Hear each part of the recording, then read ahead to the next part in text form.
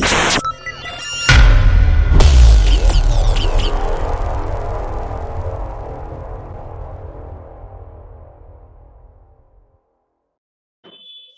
I think we have Karthik as well. So, hi everyone. Welcome to the webinar series by Kritikal. Like we mentioned previously, we'll try to get the best security folks in the industry so far in the webinar to share their thoughts. Um, Not only thoughts, but they also describe their experience, how things are working so far, the current industry, how they are shaping, and everything. So, today we have Karthik as well as Shikha from SciSec.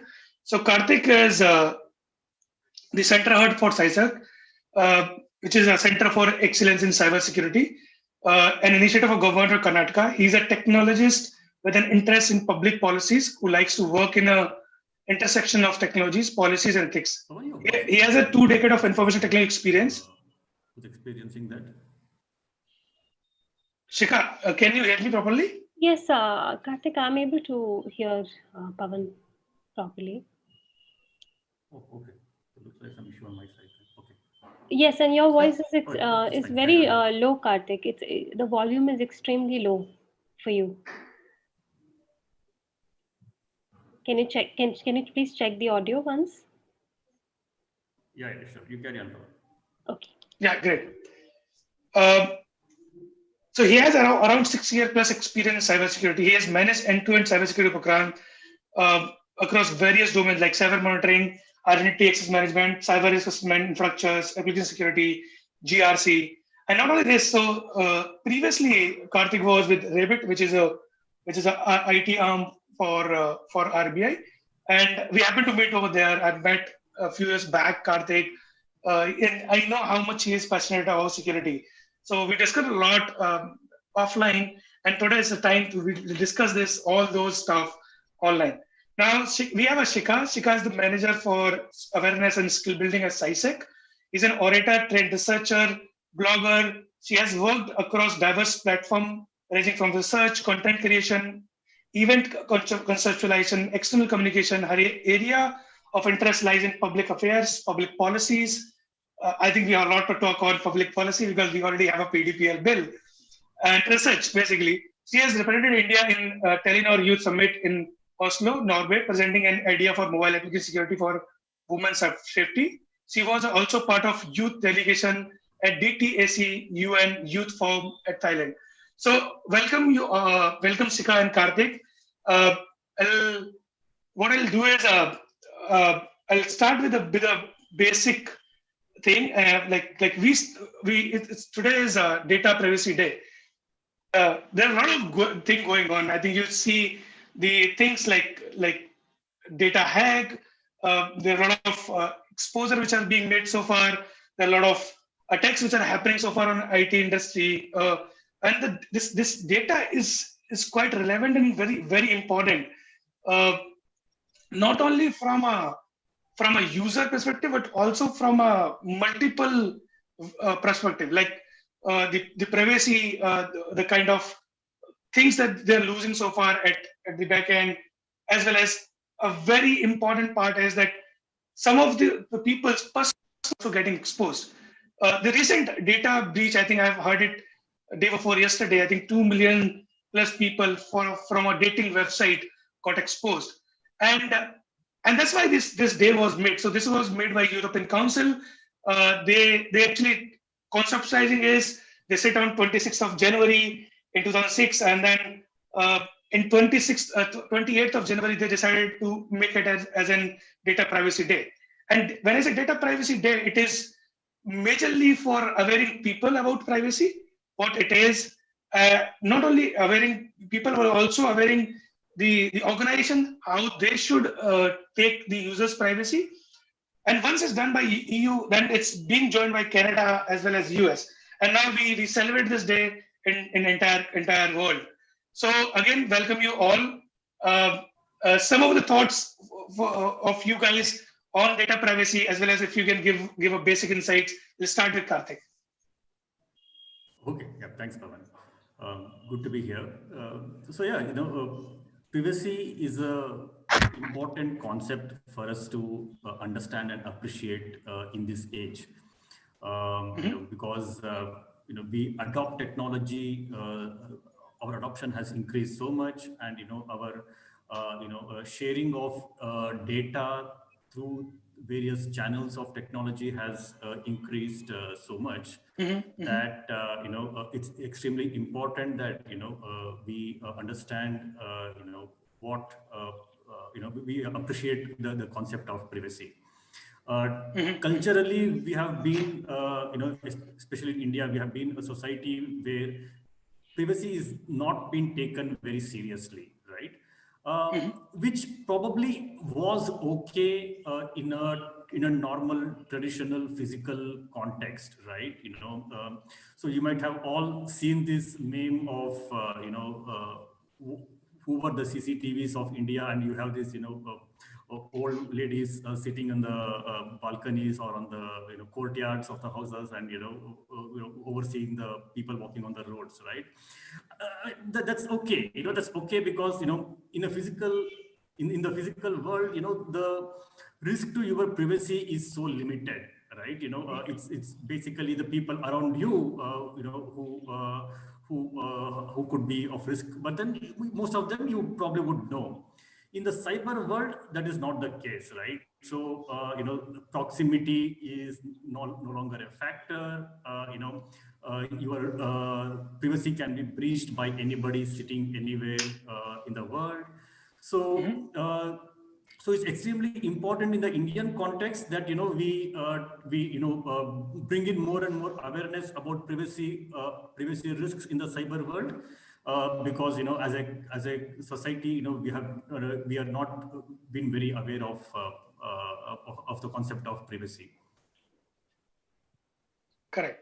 I think you have rightly summarized this, because I know there are a lot of things which is the government is also trying to put a lot of things, and we'll talk about it in the webinar, and we'll go one step by step. I think they are coming with a bill called PDP PB, where they are trying to make sure that the user's data is protected.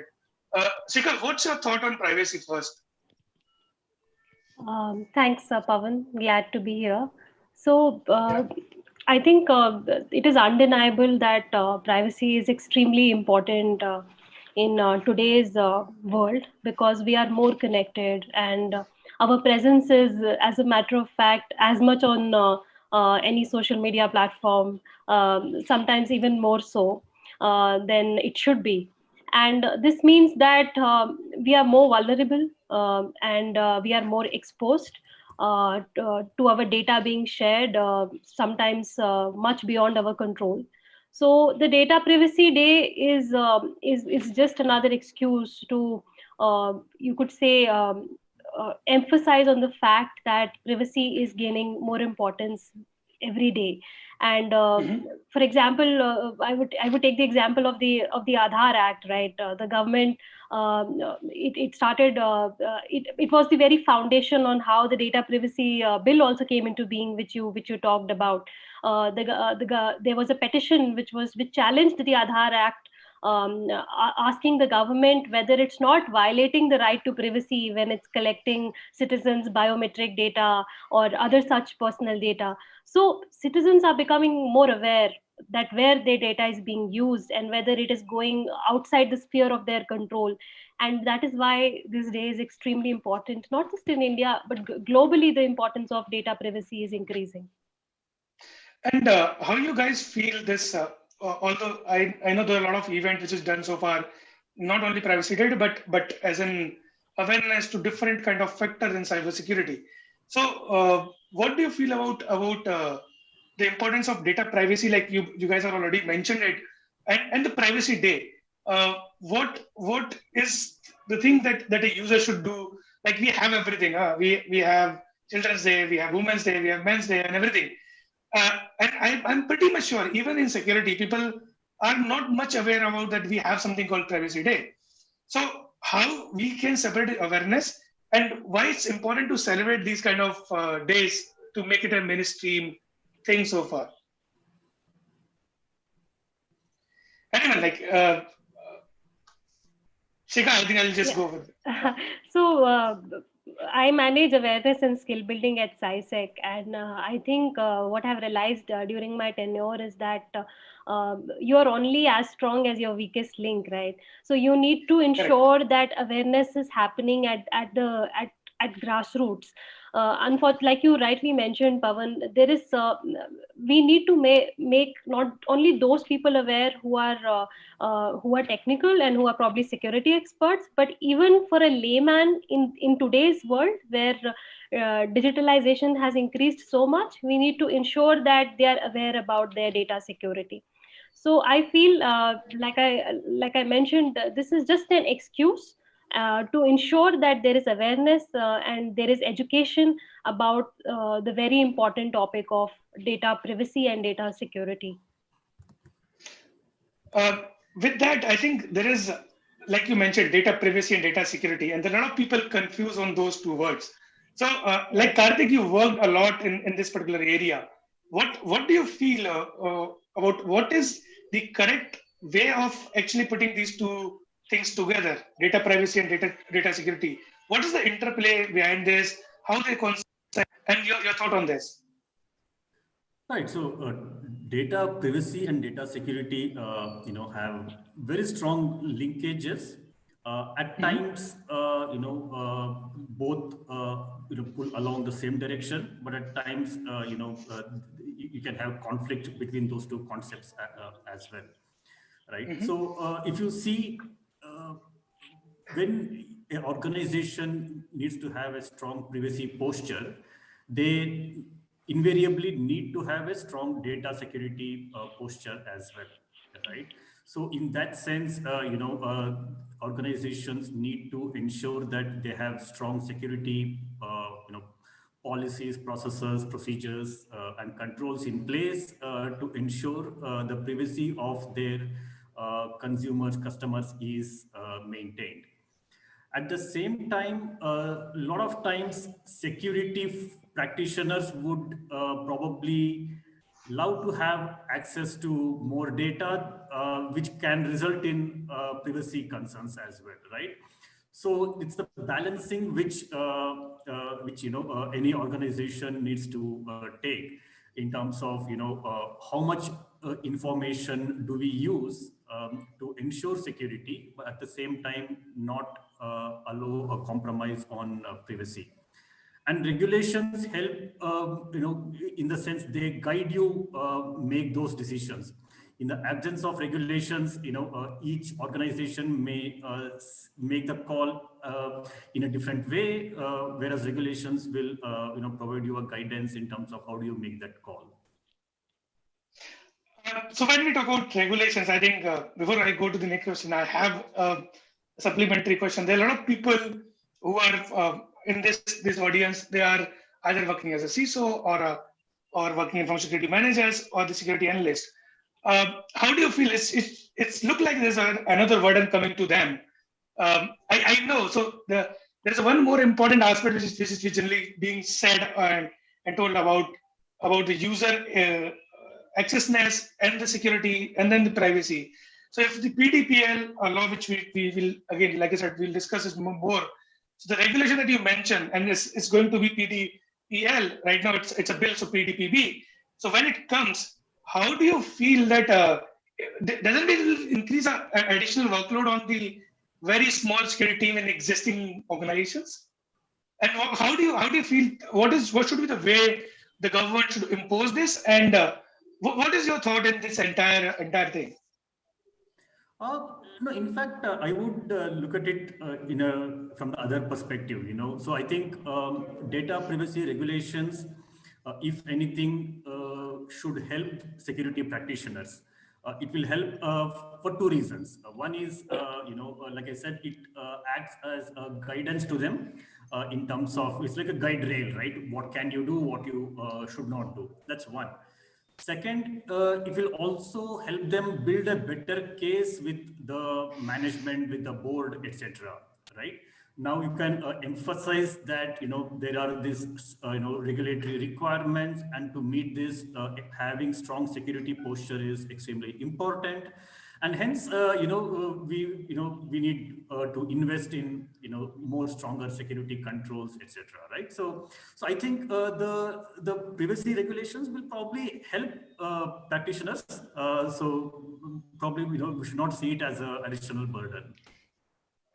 And I think you correctly mentioned, so even though like I run an organization which is especially on security, what is so for a board or people who are at the top level management, they also want to get in visibility inside the organization what's happening. Hello, Shika? Am I Yeah, audible? yeah. Can you repeat that? It broke off in between once. Hello? Looks like we have lost him. Yeah, I think his video and audio is stuck. Yeah. Karthik, adding to your point, I totally agree, and I think why this compliance should not be taken as a burden by organizations is because the existing legislations which were there till date, including the IT Act 2000 and the IT Rules 2011, they are not strong enough to address the needs of the increasingly interconnected world that we have today. So the personal data protection bill, which you could say is somehow remodeled according to the GDPR rules, is actually a very welcome change when it comes to data protection and data privacy. So just adding to your point there, Pavan, I see that you're back, Yeah. can you please repeat your question? I was mentioning that no, it was not a question. I was just mentioning that I think you put it up in a very correct way, because for a management they also want some visibility, and Right. when you have something which is a piece by piece, like we have already like ISO 27001, Right. or RBI also forces some compliances so far for banks and these. This actually helps organization instead of putting up a. I think I rephrase in a different word words together, but you mentioned it correctly, that it actually helps organization instead of putting up a burden to them to make sure the data is safe for them. Right. And there's this famous saying, right, Pavan, if you don't change with the times, then the times will change you. So, Correct. it works for policy and all regulations also. They have to be updated according to the changing times. And I think that is Definitely. why this bill is a very welcome change. And I think the people are like the people in Europe has already accepted GDPR, so they are going in compliance. They're everything. They write the specific policy. So generally, I can just share that the audience, if they are seeing this, if they go to any US, the California website or a UK, or let's say the European website, you'll find even the cookies are differentiated. The marketing cookies, the necessary cookies, the different kind of cookies altogether, which you actually can see on over there. So I'm just saying that it actually helps. I'll just again rephrase my question. Now the question would have been like it's how it helps organizations make sure that they are protected on that sense. Great. So let me just go to the next question. So what, according to you, is the significance of a data privacy within the organizations? And because, so there are two things when we talk about data privacy. One is the people who work for them, means the employees, Right. or the contractors or third-party vendors or whatever it is. The other part is the people who they are working for, the customers.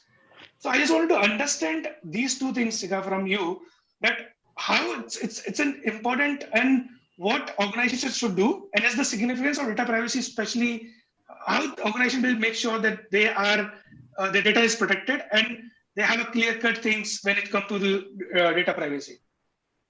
Right. So, as you rightly mentioned, Pavan, that when we talk about data privacy, we are talking about it on two fronts. One is the customer's data, and one is the data of the employees of that organization. Now, why is it important? Coming to the first part of your question, see, data privacy is important for different reasons. First and foremost is an organization's brand and reputation, right? If it's not able to protect the data of its own employees or that of its customers, not only will its reputation bear a brunt of that, but even its revenue will get affected in the longer run. Also, most customers would want that whatever data they share with an organization is kept confidential, and it is not leaked or breached in any way, right? So this is why data privacy for organizations is important. When you say how can organizations say ensure data protection, we will be covering multiple ways during this webinar. But first and foremost is, I would say, to make sure what kind of data you're dealing with. That is very important. So you see what kind of data you're dealing with. You classify that data, whether it's a personal data, whether it's sensitive data, or it's critical data. And once that classification is done, basis the existing regulations of your country, say in India's case, it will be according to the regulations under the Personal Data Protection Bill. Then you see how your data is vulnerable and how you can transparently process such data. So this is the very broad framework in which organizations can ensure that they follow the data protection compliances well. We will surely get down into the granular details later, but yeah, this is the major framework. So I think then the next question arises on, again, like you mentioned, that we'll go for a detail, Right. and let's dig down on a much deeper part. Right. There are a lot of people in this webinar also, they may know about GDPR. Right. They must have heard about this. This was a big buzz in 16, 17 or 15 time duration during Right. that particular time. Any lights on those, not only GDPR, but also our own bill, which is PDPB. So any lights on that? How do you see? And the other question, like over the top of it, is how do these organizations implement it? I know there's a clear-cut definition. There are a lot of research paper which is being published by multiple companies, including your big fours. Even though I think there's a summary which is being published by DSCI, especially when it's come to PDPL. What your take? Like I'll go once with Shikha, and then probably Karthik can add some inputs on it. Right. So, see, the cornerstone of both the GDPR and the Personal Data Protection Bill is that it gives it ensures the rights of the data principal. The data principal is the one who is the owner of the data. So the data principal now So has. I'm really sorry, I'm just cutting in this. Yeah. So basically, data principal means the guy. So let's say we'll talk about in a website manner. Yeah. The user is the data owner, or yes. So if you can give me in that sense, I think this will be very good for So GDPR talks about data subject. Functionally, it is different as data principal, which Personal Data Protection Bill talks about the owner of that data, right? So increased rights of the data principal means now the data principal has to give consent to the data fiduciary before any of the processing of his data happens. So for example, say you're collecting data of any user, you have to make the user aware that this is the data that you're going to collect. This is the objective of the collection of such data. And you also have to give the data principal the rights to revoke consent as and when required. So, for example, the right to withdraw consent, the right to update your information, the right to erase the information that you have shared with the data fiduciaries, all these rights are now a part of the Personal Data Protection Bill. And this is very similar to what is guaranteed under the GDPR. So I can probably ask some people not to call me for a loan thing. Yes. Is that so? So I'm saying this is one of the big concerns. Let's talk about from a user's perspective. Right. I know there are a lot of laws regarding how you handle the data, and when I say handle the data, like generally, and this is a very common thing in India. When you go to any of the company or anywhere you're visiting so far, you have to write down your number in the piece of paper, which is the security guard. And you wouldn't believe the way I received around 10 calls, the random calls so far, for getting the loans or some offer or some event. How do you feel? And I'm just going on from a user side. How do you feel this PDPL will actually help users like me or you or the webinar participants to make sure that, and this will how and up to what extent this will can help us to make sure that we are receiving these things from the people who are actually we ask them to get those information. Or is there any penalty if someone does this? Of course, I mean, the latter part of your question, there is penalty in case the provisions of the Personal Data Protection Bill are not adhered to. And these are high penalties, up to 4% of the worldwide turnover of the data fiduciary can be charged as a penalty. And many organizations, they will have to adhere to a lot of provisions which are there in the Personal Data Protection Bill, which I talked about earlier. What information are you collecting? What is the objective of the collection of the information? Like you talked about phone numbers, right, being passed on from maybe one service provider to the other service provider. Now, since phone number also is a part of personal information, they will later have to now specify as to what did they get the consent of the user before collecting such information, and what was why did they collect such information, and up to what limit can they process such information. As in, once the objective of such collection has been received, they cannot use it anymore, they cannot pass it to a third party, right? So all these, you could say, granularities will come once this bill comes into force. And definitely, as a user, I think your problem will be solved, Pawan. I think as a user, you will definitely have more rights to and control over, in this example, how your phone number is being shared, and why it was collected in the first place. And you can even withdraw that information. You can update that information. You can erase that information. You can withdraw that information.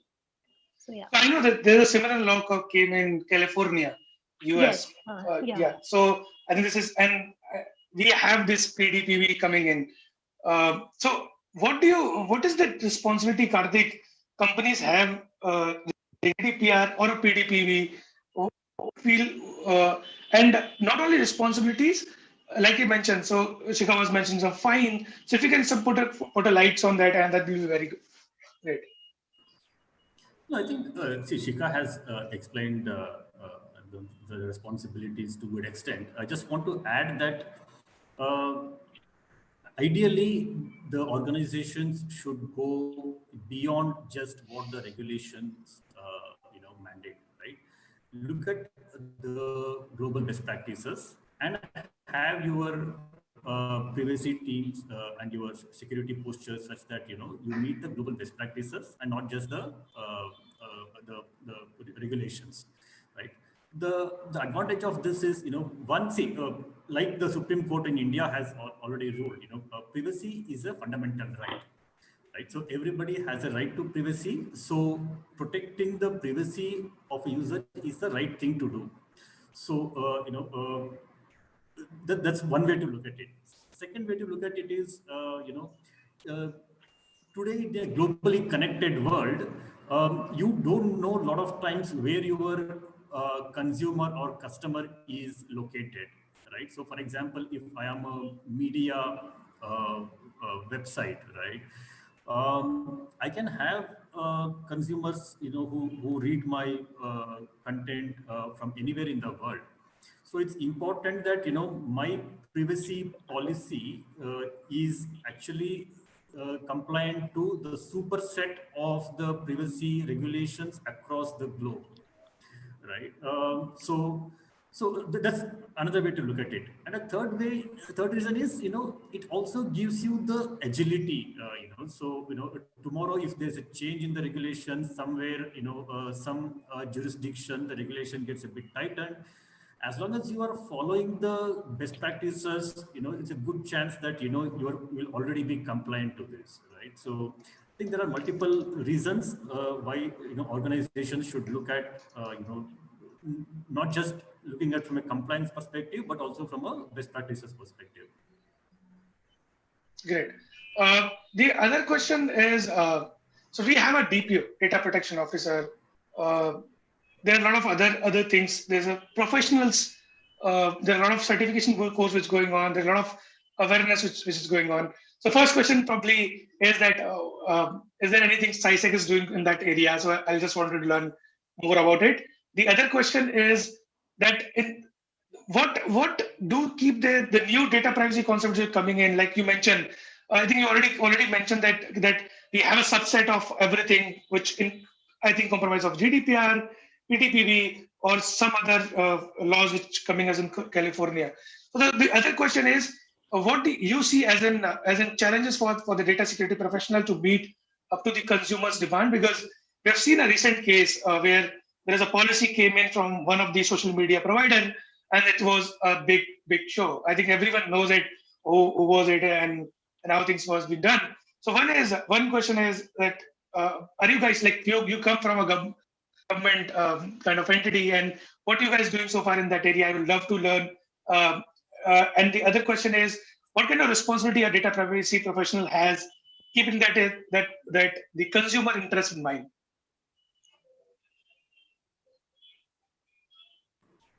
Right. Yeah. So if I can start on this, from SciSec perspective, we are not doing too much on privacy as of now, but this is an area where we want to focus on going forward, especially with the bill.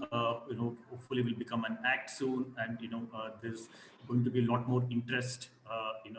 Once it is an act, right? Shika herself did a webinar on privacy some time back, through our SciSec webinar series, Samgat Shadva. Now, coming to your second part of the question, I will go back to my previous point, right? As a privacy professional, of course, you need to be well conversant with the regulations from across different jurisdictions. But like I said, you need to to go beyond just that, and focus on doing the right thing, right? And going back to the example you gave, so when an organization does the right thing and not try to take advantage, not take regulatory arbitrage, which is what happened, in this case, right? Then you don't get into this kind of, a bad position, right? So yeah, focus on doing the right thing, and most of the times will be good. So one more question over the top of it, again, Karthik, from you. And I've seen a lot of companies recently. It's not like a few months back. I think in a month itself, there are a lot of companies approached Critical to either get their data removed from the dark web, or there are a lot of the people take the data from dark web, put it to their website, and then circulate it to the people.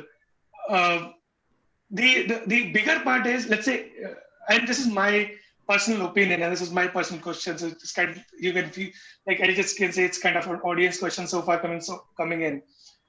What kind of responsibility our media has when it's come to when the data goes out in the public?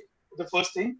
The other part is, if someone is actually making this data public, okay. One is, so let's say there's a company called ABC who has everything put it up in from a PDPB or a GDPR perspective, but still by any chance they got hacked, their data got released. And I think there are a lot of people who have joined and they may have supported this particular thing. And we wanted to ask this from experts. One is, what kind of liability they have? Because they try to protect the data as much as they can, but somehow it's done. The other question is, what kind of responsibility our media should have while putting up these articles so far? Because as soon as the breach happens, it's like everyone in the media houses. Even the company who does not know, people do not know, the people is like, how I've never seen how learn about this company. Now the big data is breached from this company. And I can tell you, there are 6 or 7 companies this month who approached us to make sure that the data should be vanished from the dark web or the surface. and they have suffered a numerous loss from a user like user do not trust in the platform. Then the media is a separate thing, and the people who are actually putting these things on the dark web or let's say on surface web, what kind of responsibility they hold? What do you feel, and how the PDPL can help these kind of incident from an organization standpoint? uh, Media has a duty to report, right? So if there is a breach that has occurred, and it comes into the notice of any media organization, it is their duty to report that breach, right? Okay. But while reporting that breach, there are certain guidelines which they need to follow. And this is true not just for a data breach reporting, but for any kind of reporting. So for example, when media reports on, say, a sexual assault case, there are certain guidelines they follow. There are certain kind of information they withhold, etc., right? Same thing needs to be followed here as well. So first is the media. And Chika, what do you feel what the company should do? Like, are they liable for anything so far in PDPB? Yes. Or let's say if it does happen, and they have absolute no control on what happened, because like I said, so there are just things like thieves. So they can break out into your system, go and take out the things. You are already suffering a loss. How do you feel, and what should be done in these cases? So see, legally speaking, under the Personal Data Protection Bill, there are provisions for the data principal to employ his right to forget and right to eraser. So right to forget basically means that say some information of yours was shared on the web, and say it is no longer true. Say it was an information regarding you being indebted to someone 10 years ago, but now you have paid off all your debt, but that information still exists, right, on whenever anybody googles your name. So there are provisions of right to forget, and there is also right to erasure, in which, say, a particular website has put up, say, an article about you which is no longer true or which is factually incorrect, then they have to erase it, provided that you give you could say the right facts and due credentials. But how these rights will be implemented, frankly, remains to be seen, Pavan. Because, like you rightly mentioned, you mentioned about dark web, it's a black hole, right? And how Correct. to control any information which is there, and theoretically, it is easy to talk about these rights, and but how will these be implemented? Quite frankly, remains to be seen once the bill comes to force.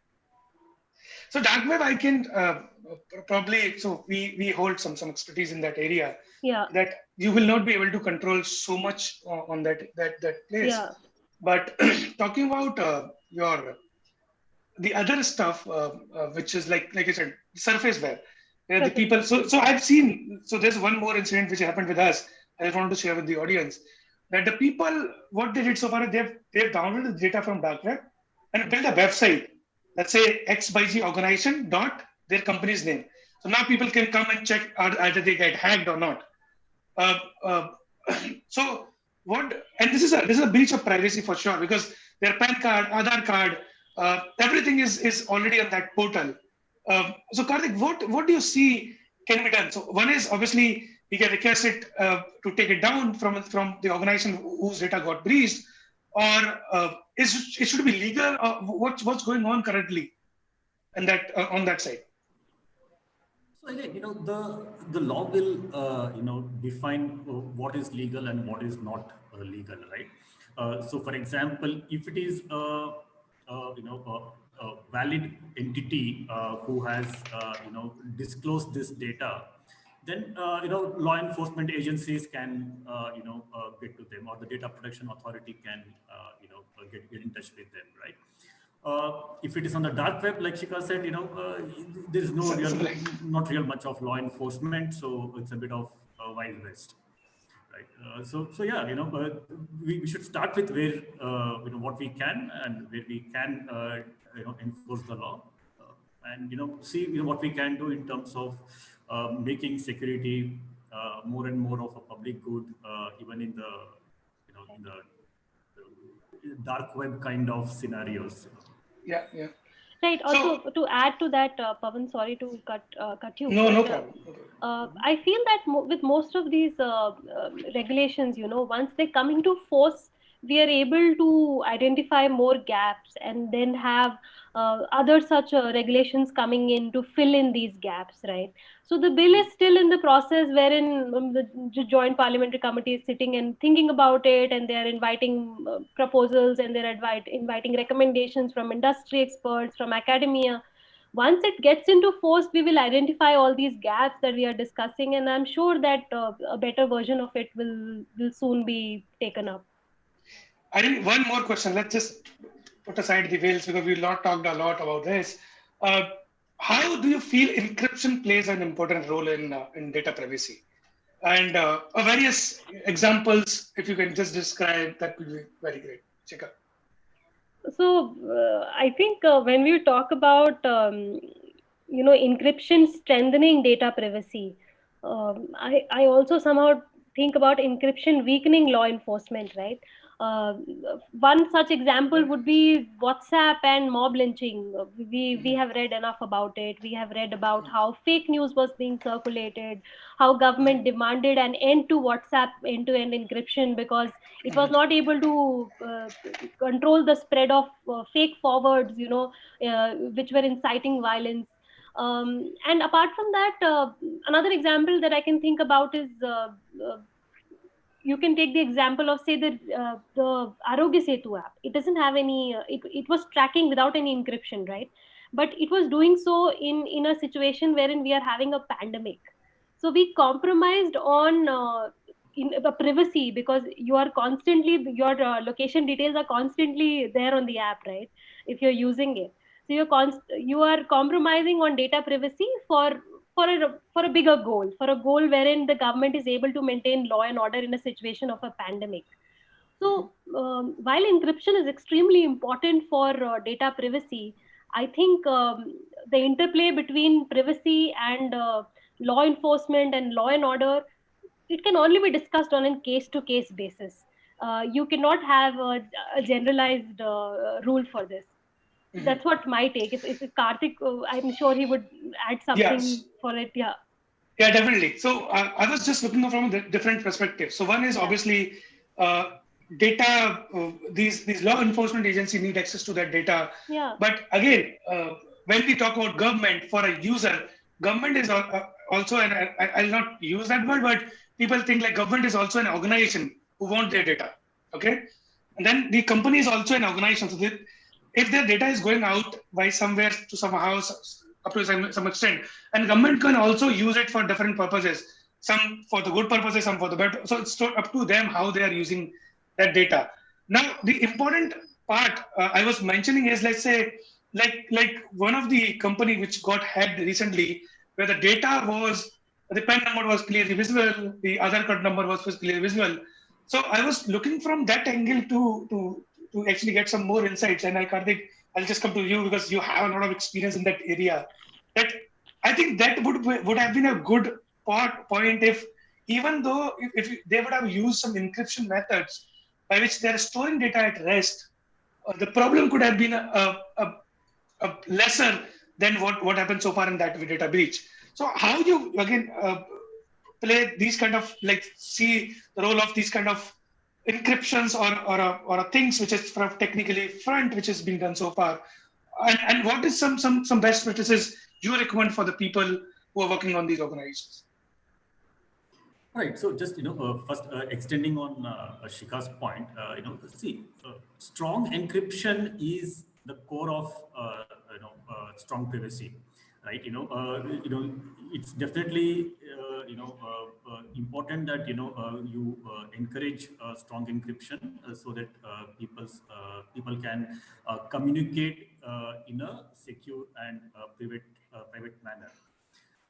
Having said that, that brings in this challenge that Shika mentioned around law enforcement and the ability of law enforcement agencies to access information when required. Uh, till a few years back, governments and different nation states were, thinking of, mandating backdoors, to allow law enforcement agencies to access encrypted information, right? But now I think we have now reached a stage where people have realized this is no longer, this is not really a good idea. We should not really allow for backdoors, because any backdoor that has been mandated can actually get misused. So what we should be looking at is, the right kind of framework through which law enforcement agencies can access the necessary information with proper checks and balances, and in keeping in mind the proportionality of the case, right? And how that needs to be done is it's a fairly large topic in itself. So let's not get into that at this stage. But in a nutshell, encryption is supremely important. It's the core of ensuring privacy, and law enforcement should not really be getting into any kind of insisting on backdoors or stuff like that. But they should look at alternate means of accessing data of specific people of interest, right? Coming to your other question, I think you were asking around organizations and what kind of encryption or data security practices they need to follow, right, to ensure protection from attacks. So there, encryption itself plays across different levels, right? So you have encryption of data in transit. Then you also have encryption of data at storage. And again, encryption is not the only means of protecting your data, right? There are different other means which also help security, like masking, anonymization, tokenization, and those kind of things as well. So it's on a case-by-case basis. You need to look at what kind of data security control needs to be implemented specific to the kind of data the organization is processing and storing, and the kind of risks associated with it. Great. I think it's a time for questions from the audience, and we have a lot to talk about, but still, so whoever want to ask anything, they can probably jump in and post their questions. I'll ask one on one. So Vishal is asking how iOS is more secure than Android and Windows, and this is one of my questions as well, because right now Apple promote privacy. Okay, so whenever you see the ad, they generally are promoting the privacy. How do you guys see, and any one of you can take this question, this particular things going on from an operating system standpoint? Okay, so maybe let me answer this from a security perspective, and then I'll probably let Shikha answer this from a privacy perspective. So from a security perspective, Apple is, the iOS is a more closed system, right? So that ensures security to a good extent, because on Android, you can download an app from any Play Store, rather any app store, I should say. So that brings in security risks in itself. Coming to privacy, Shikha, do you want to respond on the privacy aspects of iOS versus? I think there's someone is coming from. So I'm muted.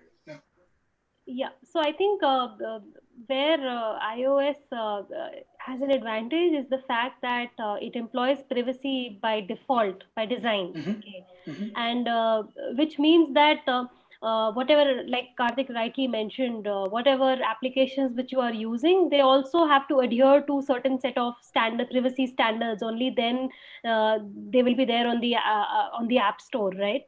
So this is how it is. You could say that the entire ecosystem that is associated with the Apple devices is a little more closed and more secure as compared to Android devices. Okay.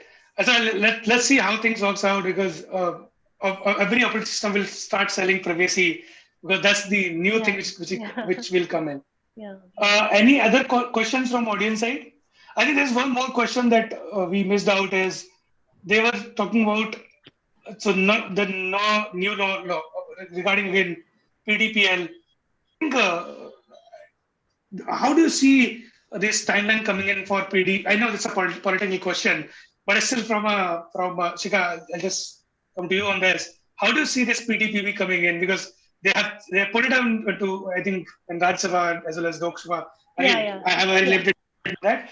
But can you just give us an idea of what timeline that we are looking at? Like you answered. I think it's a political question. Truly, a lot about when a bill is implemented depends on many other things apart from just the fact that the draft is ready. There are many things. Right now, it's basically in deliberation in the Joint Parliamentary Committee, and they are asking recommendations from industry, academia. So this is the process wherein the Parliamentary Committee is having stakeholder consultations, so that all recommendations, all advices, all concerns of the stakeholders, whether they come from industry leaders, whether they come from academia, they are taken care of. So, but like I said, in timeline, I don't think I'm the right person to answer this question. Yeah. No one is. I was just looking so far. I just hope that the recent WhatsApp and privacy controversy will probably spur the Joint Parliamentary Committee and the Parliament itself to enact this as a law, as an act pretty soon. Yeah, I think in the monsoon or the winter session, we should see some progress happening. But then again, we can never be too sure. I think we need it. Otherwise our phone will keep ringing on. Yeah. Because of these calls, which are unwanted calls coming in. So yeah, I think. So I'll have one last question, and that's from me. And this is like we talk about a lot about privacy. My question is now just switching it to the security side, because these are sometime interplays and goes on a different direction, and which is like, what do you think the top 3 factors driving the rise of data breach and data breach at the time of COVID, because this is a particular time where we've seen a lot of things. It was as a lot of people who are coming online because they were not previously on the platforms, or the more digitization happened than ever before. So what are the 3 factors you feel driving in the data security or data breaches? Right. So some of the key factors are, one is that COVID resulted in significant amount of digital transformation, right? So organizations were forced to have most of their employees working from remote. Some of them were prepared, a lot of them were not prepared. So when you do any hurried digital change, you probably give a significant window of opportunity for criminals to exploit any security loopholes during this transition phase, right? So that is one. Second is COVID kind of made all of us insecure, right? And fear is probably one of the most strongest emotions, and and then criminals will always try to take advantage of it. So that's another factor. And third is if you see in the last year or two, the ransomware attacks have taken a disappointingly new shape. In the sense, we have now more and more of ransomwares which not just encrypt your data, but also leak your data. And the ransomware ecosystem itself has become mature with they almost have a franchisee kind of model today, where you have different entities playing different roles in executing the ransomware operation. So, and of course, the Bitcoin and other cryptocurrencies have made it more lucrative and easier for people to make money out of this, and launder the proceeds from the criminal activities, right? So a lot of this kind of add to why we have seen and why we probably will continue to see data breaches increasing. Understand. So you merely say one is fear, the other is probably because of the spike in ransomware, because people are working from home, there are more digital transfers which is going on. Right. And third is easy access of money, basically, because of the cryptocurrencies is going in that direction. So this is a last question that we will take from Tushar. What do you say biggest data breach of 2020 caused by SolarWinds software update by hackers? How do all companies handle this data breach? So they are just asking about the SolarWinds data breach and how a responsible company should have handled it in a much efficient manner. So SolarWinds breach is a great example of why cybersecurity is complicated, right? So here you have a case where SolarWinds breach probably did not cause too much of damage to the organization in itself, but caused damage to the supply chain of it, right? So SolarWinds was used as to gain a foothold into other more lucrative organizations like national security agencies or OEMs like Microsoft, and I think more and more organizations are still coming out with how they were impacted through the SolarWinds compromise, right? So I think it's a good example for us to take cybersecurity seriously. A lot of times when we talk of cybersecurity, okay, we say, oh, I have a good firewall, I have good antivirus, I have a SOC team. But then, security is not just this. Security is much more complicated, and hence it's extremely important for organizations to look at doing regular risk assessments. Especially on the supply chain aspects, and see how they can be protected if any entity in their whole supply chain ends up getting compromised. Understand. Thank you so much, Shikha and Karthik. We loved and we enjoyed this entire webinar. And I think the participant is getting low because it's already 3 o'clock. So thank you so much again for your time. I know it's very, very important that you guys are working on a very, very important things. Any thoughts that you want to convey at the end, and we'll end this webinar? So thanks for organizing, Pawan. I think, like I said, privacy as a concept is something that we need to promote more and more in India. It's good that we had this chat on the occasion of the Data Privacy Day, and I hope this will reach many people and help people as well.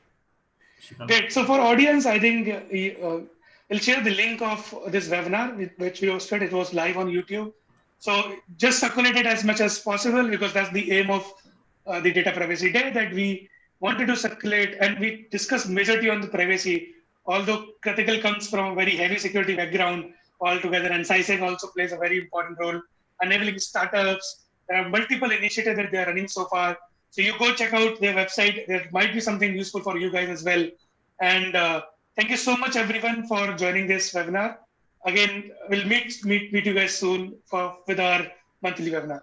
Thank you so much. And thank you, Shikha and Karthik, once again, for joining us. Thank you. Thank you. Thanks, Pawan.